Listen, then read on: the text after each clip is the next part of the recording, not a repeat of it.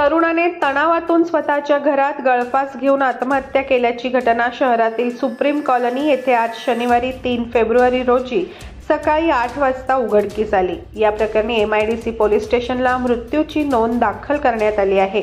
गणेश मुरलीधर सोनार, वय वर्ष 42, राहणार सुप्रीम कॉलनी, जळगाव असे मयत व्यक्तीचे नाव आहे। तो पत्नी, एक मुलगा यांच्यासह वास्तव्याला होता।